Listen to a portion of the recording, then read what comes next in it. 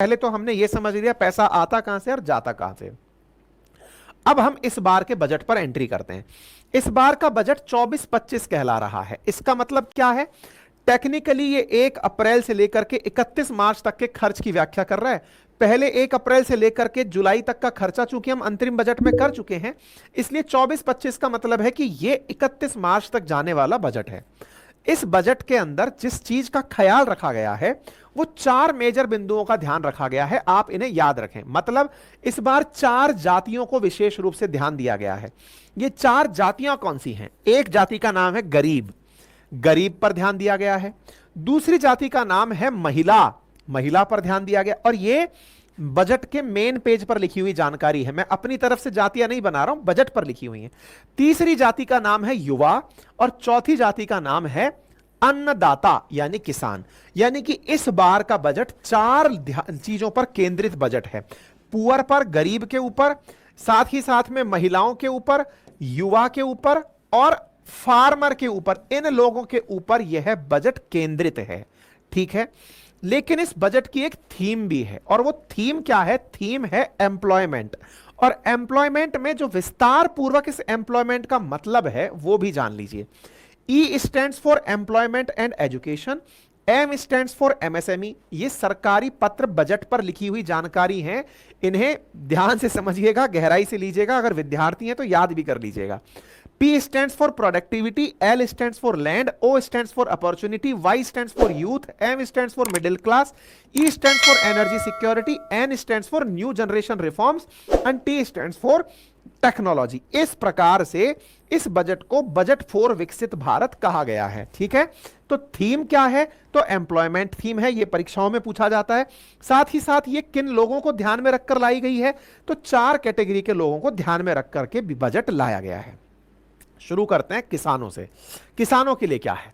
किसानों के लिए 1.52 लाख करोड़ रुपए साइड में रख दिए गए हैं एग्रीकल्चर और अलाइड एक्टिविटीज के लिए, जिसके माध्यम से ट्रांसफॉर्मिंग किया जाएगा एग्रीकल्चर रिसर्च को, आत्मनिर्भरता को बढ़ाया जाएगा ऑयल सीड्स के मामले में, new variety of high yielding जो सीड्स हैं और ऐसी वैरायटी ऑफ क्रॉप्स जो कि हॉर्टिकल्चर के लिए काम आ सकती हैं उन्हें रिलीज किया जाएगा।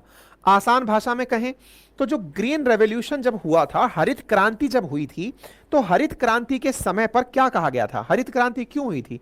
High yielding variety seeds plus fertilisers और वाटर, इन 3 की वजह से हरित क्रांति हुई थी, यानी कि अधिक उत्पादकता वाले बीजों के कारण। तो यहां पर अधिक उत्पादकता के 109 बीज रिलीज किए जाएंगे, यानी कि खेती को बढ़ावा देने के लिए सरकार टेक्नोलॉजी पर निर्भरता दिखा रही है। Vegetable production and supply chain को बढ़ावा देने के लिए एफपीओज का प्रमोशन किया जाएगा। Cooperatives and startups for vegetable supply chain, इनको बढ़ावा दिया जाएगा। National cooperation policy for systematic and allrounder development of cooperative sector विकसित की जाएगी। ठीक है, एग्रीकल्चर सेक्टर के लिए सरकार ने 1 करोड़ किसानों से कहा है कि वो आने वाले सालों में प्राकृतिक कृषि को अपनाएं। इसके लिए उन्हें मतलब प्रमोट किया जा रहा है और कहा जा रहा है कि आप लोग फार्मर प्रोड्यूसर ऑर्गेनाइजेशन बनाएं। साथ ही साथ किसान क्रेडिट कार्ड को और ज्यादा राज्यों के अंदर जन समर्थन दिया जाएगा। ठीक है, नेचुरल फार्मिंग को बढ़ावा देने के लिए 1 करोड़ किसानों से, श्रिम्प यानी कि जो मतलब सी से जो सी फूड बनाते हैं उनसे कहा गया है कि श्रिम्प प्रोडक्शन और एक्सपोर्ट को बढ़ावा दिया जाएगा।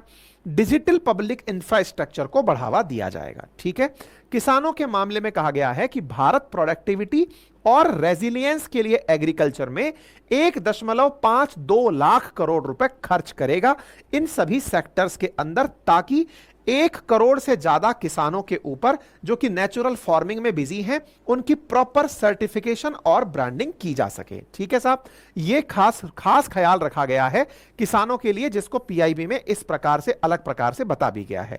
2.66 लाख करोड़ रुपए रूरल डेवलपमेंट, रूरल इंफ्रास्ट्रक्चर बनाने के लिए इस साल में खर्च किए जाएंगे।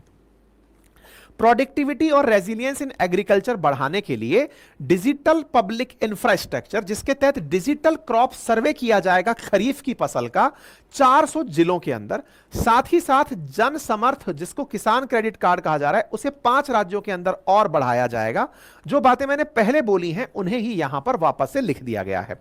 किसानों के लिए एक प्रकार से और ज्यादा अवसर पैदा किए जाएंगे ताकि वो अपनी आय को डबल कर सकें। चैनल पर नए हैं तो सब्सक्राइब कर लीजिए, अपने साथियों को जरूर साझा करिए, उन्हें भी बताइए कि वो अपने लिए कुछ जरूरी समय निकालें। ठीक है।